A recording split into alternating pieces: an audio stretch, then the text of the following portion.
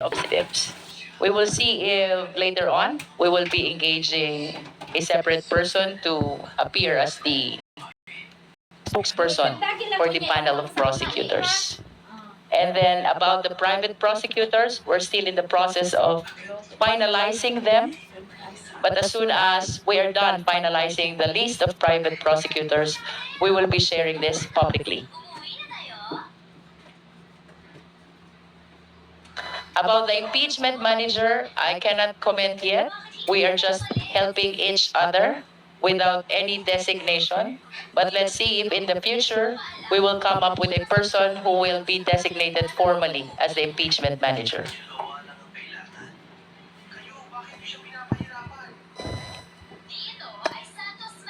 Thank you. Are there any other comments from the House prosecutors? If none, we will recognize Jonathan Randall from GMA 7. You may proceed. Good afternoon po. Congressman Keith Flores, lahat po ng kasama nyo rito bumoto ng yes sa impeachment. Kayo lang po yung nag-abstain. Pero kayo po ay public prosecutor ngayon. Pwede po malaman ang dahilan, ano po ang reason, bakit kayo nag-abstain at bakit nyo rin po tinanggap na maging public prosecutor? Well, being prosecutor is the collective wisdom of the members of Congress. No? So I was nominated and elected, and after that, I took on the role as public prosecutor. Ano po yung reason, sir, kung bakit kayo nag-abstain? Pwede po malaman. Well, there were personal and political reasons for abstaining, but it wasn't about the articles of impeachment. Thank you, sir. Last question na. Ma'am, can you walk us through sa magiging sa proseso ng pre-trial stage? Ano ang mga mangyayari doon? Gaano katagal ang aabutin nito bago tungo sa mismong trial? Well, by pre-trial, what I can share with you is my experience in the ordinary criminal case, no? There will be stipulation of facts, there will be submission of the name of the witnesses, and submission of the documents to be presented. But we have to know yet as to what will be the rules of the impeachment court with respect to the conduct of the pre-trial. I hope that we will be given the opportunity as well to participate in coming up with these rules which will govern the pre-trial of this impeachment proceeding. Last na po. Yung mga private prosecutor na kukunin po ninyo, alam po ba sila to conduct cross-examination? Ano po ang nasasabi sa rules? Well, cross-examination is allowed every after direct examination of the witness, be it a witness of the prosecution or a witness of the defense. So to your question as to whether the public prosecutors are allowed, so long as they are under the direct control and supervision of the public prosecutors, private prosecutors are allowed. Thank you. Let us now go to Lance Mexico Newswatch. Lance? Hello, good afternoon po. Siguro po first to Congresswoman Luistro or Prosecutor Luistro, may survey po na lumabas kamakailan na nagsasabi na public opinion is still yung preferred ng mga tao over evidence daw pagdating sa impeachment ni Vice President Sara Duterte. Sa inyo po bilang lead prosecutor, how will you convince not just the prosecutor, not just the judges, the senator judges, but also the public, that there is enough reason to convict the vice president? Evidence and public opinion are very much intertwined. If you will be able to present strong evidence, therefore you will be able to get a favorable public opinion. Both are significant for us to be able to establish the 4 articles of impeachment. Right now po, siguro anyone can answer kung sino po yung gusto. Ano po yung biggest challenge na nakikita ng mga prosecutors sa paparating na impeachment trial? Anyone can answer po. Okay po. Sige, si Congressman Defensor. One of the biggest challenges that we face is fake news, trolls na mali ang ikinakalat na balita, maling ebidensya ang binabarina sa utak ng ating mga kababayan. Ang fake news at trolls, dapat matigil na yan. And this impeachment is one of the biggest steps can take for accountability to start in this country. Pero dapat ma-overcome din natin ang fake news dahil hindi natin maaabot ang katotohanan, hindi lang sa impeachment na to, but truth in everyday living kung hindi natin ma-overcome ang fake news at mga trolls na umaatake, hindi lang sa House of Representatives, but to truth itself. Thank you, Kong. Siguro last na po on my end to Congresswoman Luistro. We are all aware po dun sa Senate leadership change nitong nakaraan. And hanggang ngayon po, medyo uncertain pa rin because 13-11 pa rin yung majority and minority. Is this something na concern po ang prosecutors? I mean, are you concerned with the current majority members or with the current lineup of senators? Especially dun sa majority ay kilala naman pong kaalyado talaga ni VP Sara at ng mga Dutertes. Well, let us all be reminded that this is a constitutional duty that the public prosecutors are trying to fulfill. So regardless of who are in the majority and who are in the minority, the 11 prosecutors will be very much obliged to help establish these 4 articles of impeachment. We wish to express also our highest respect to all the senator judges.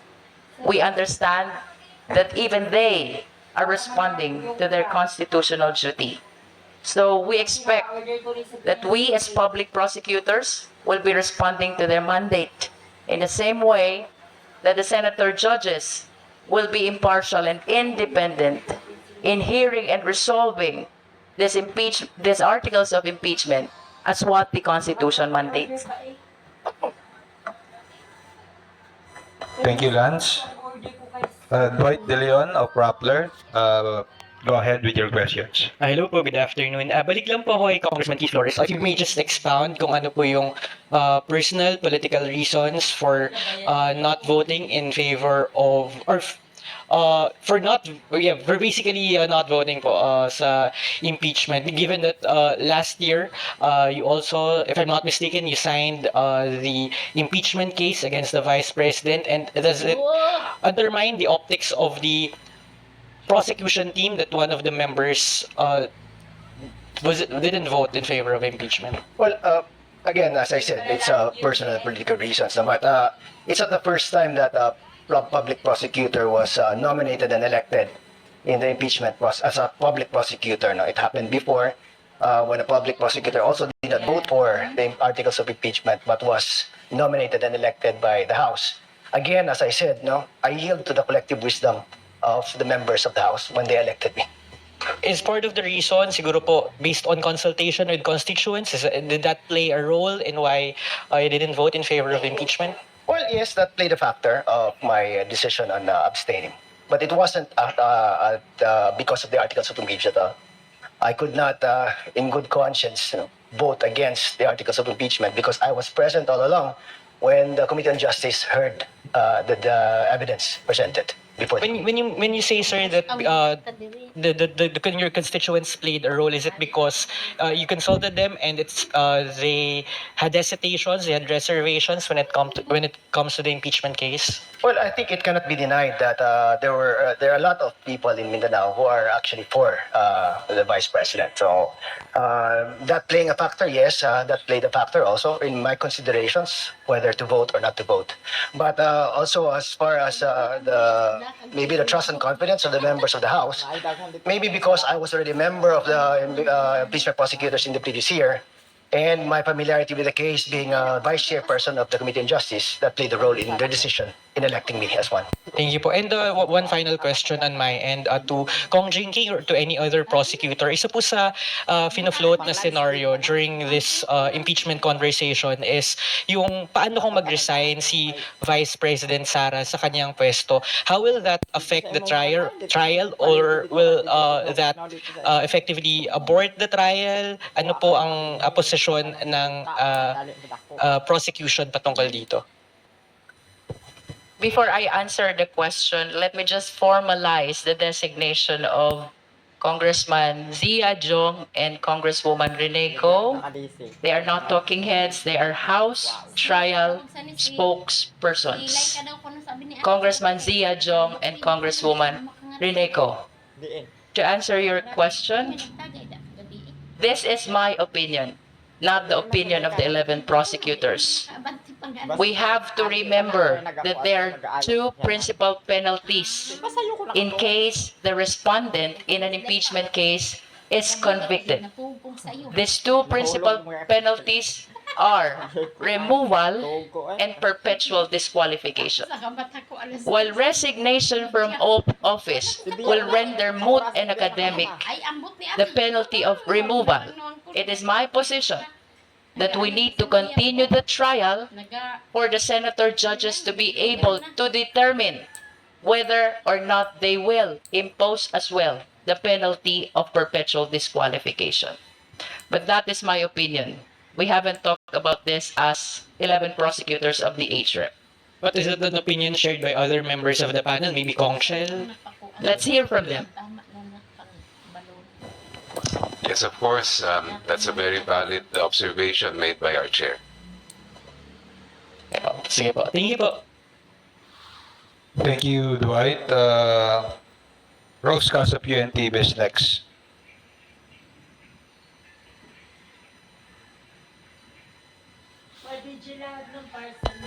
Follow-up ko lang po sa issue ni VP Duterte dahil kahit minsan na hindi po siya humarap sa pagdinig ng House Prosecution Panel. Pero kayo po, since inaasahan na po natin na magpo-proceed yung trial, ano po yung expectations niyo po sa respondent?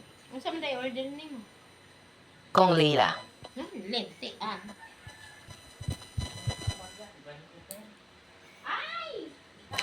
Alalahanin po natin that this is also due process for VP Sara.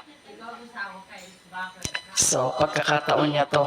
So, it's time for her to face and answer the accusations against her. Kung walang kasalanan, dapat walang iniiwasan o walang dapat iwasan. Wala rin dapat pagtakpan at hindi dapat ito hinaharang. So, well, I guess I heard from the news that the councils of VP Sara will be responding to the summons by filing the appropriate answer. So, pagkakataon niya to, this is due process for her.